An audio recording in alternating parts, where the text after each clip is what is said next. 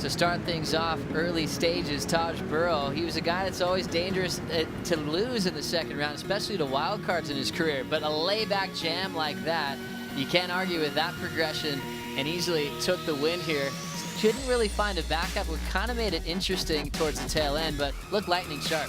He did, yeah. Gustavo Fernandez came after him towards the end of the heat, but TB had done enough to hold him out. Then it was straight into the second heat of round 2. Josh Kerr up against Matthias Felix, and Kersey launched this thing, and at that point, most people thought that the heat was probably over. Oh, amazing rotation, threw that big turn down for the 9.77. Big expectations always for Kersey whenever you have sections like this heading his way. Always down to throw down something massive. Never holds back. He'll go for it right away when he sees that ramp he likes, and he's off to round 3 without a problem. But also got another gem right after this run. Yeah, he did. He backed it up beautifully. Josh Kerr now with the second highest combined heat score of the event so far, just behind Gabriel Medina on 17.94. This was a big matchup we were really looking forward to. Julian Wilson taking on Jack Freestone as a Billabong wild card. It was really all Julian in this heat, and Jack didn't really get the wheels turning. No, a bit of a fizzer as far as living up to the expectation, but we did expect Julian to come out and put on a really strong, composed performance. It's exactly what he did. Just really good, simple surfing. Got the job done. 5.73 ended up being a keeper there for Julian Wilson as he eliminated Jack. Moved on to the next one. Jeremy Flores had the wild card, Ricardo dos Santos, who's fresh off the boat from Tahiti. Yeah, Ricardo doing the dash over to Tahiti to pounce on that big swell, but Jeremy Flores, just another veteran surfer, just putting it to one of the wild cards here, and didn't he do a good job of it? Right here, ended up getting a 7. This was really sealed the deal. He surfed the left here at Barra da Tijuca for a few years now, and he's always able to throw some different combos and some nice variety to move on to the next one. He's telling GT, he's like, I'm just taking that as a win. Didn't really like a lot of the waves he rode, but he'll move on to the next one. Michelle Perez and Yaden Nickel had a fantastic heat 5. Wasn't spectacular to watch, but I'll tell you what, it was really close, and the boys were scrapping for scores in the final stages. Yeah, just a couple of 2s and 3s, but this is the one that really opened it up for the last couple of minutes. Michelle Perez got a 6.33 for that one major hack, and then we moved on to CJ versus Dusty Payne. I thought CJ made a lot of sense of the really tricky conditions out there today. He just put his manoeuvres together beautifully, managed to surf with a lot of flow considering there was very limited options out there. Had a 6.5 on the left, then gets a 6.0 here on his back end, jammed it. Super cool hook. Perfect transition, even with the inside section taking him out. The panel still loved that first turn. Then we moved on to Ace Buchan taking on Rioni Montero. Yeah, one of the really interesting heats of the day as far as the scoring goes. Ace got himself a 9, and we'll see the wave in just a moment.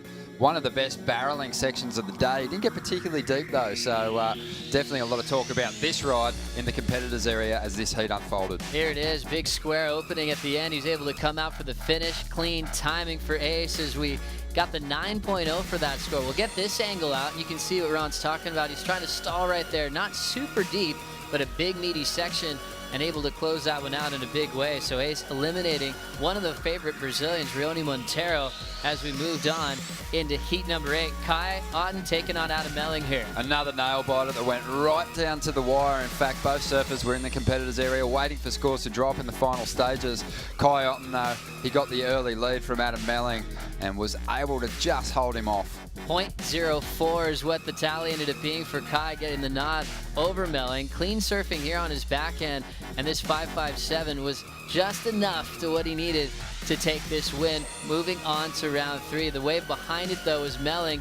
Got a decent score, but the judges kept him just under for getting the switch into round 3. Yeah, I think there was less than a tenth of a point in it, and Adam Melling is out of the contest. Unfortunately for him, big result for Kai Otten, and he moves on through to round 3. So big one there. Coming up after that was Damien Hobgood, who packed his barrel, got a good score, had a couple of 7s. That was a 7.67 there, and Brett Simpson was on the ropes until the dying stages of this heat. Yeah, Simpo just, maintaining some composure, and he was, needing a decent result, Brett Simpson, so fighting back and never giving up. And as a result, he sees himself through to round number 3. Yeah, that wave got him back in contention, the 7.33 there. But looks like Damien just had control. He had rhythm. Got a 7.37 for this wave, connecting the dots all the way through. So he had the momentum, never gave up his lead, but then left the door open for Brett getting this wave, a 7.77 for this ride. Yeah, and you can tell that Brett was really psyched when he stomped this float, and just celebrating there with a bit of a claim, and it was just enough to push him ahead of Damien. So there goes Brett into round 3. The next heat, things were getting pretty rainy and wild out the back. Travis Logie took on Kieran Perot. Yeah, he did, and he managed a couple of 5-point rides. Kieran Perot was only needing a 4.67 for a majority of the second half of the heat, and he had a couple of cracks at it, but just kept falling on his second manoeuvres, and as a result, Trav Logie moved on through. So a couple of mid-rangers. This last wave for Travis, a 5.73, able to finish on the inside section. Crucial, not getting a 25th result. He's on to the next one as we check out Heat 11, all Brazilian battle here. Yep, another one where the surfers were trading off average scores throughout the heat, and really no one put the nail in the coffin. Alejo got the lead towards the final stages with this ride, but Miguel, he's a talented surfer, and he fought his way back into the #1 spot. Good comeback result for Miguel Pupo after the injury. This wave for Alejo came in at a 5.5, which kept things really exciting. But this one for Miguel, weightless on the float, he's able to stab it nice and vert on the inside. 6.27 was crucial for him to get the lead on the final exchange, which leads us to the last heat of the day.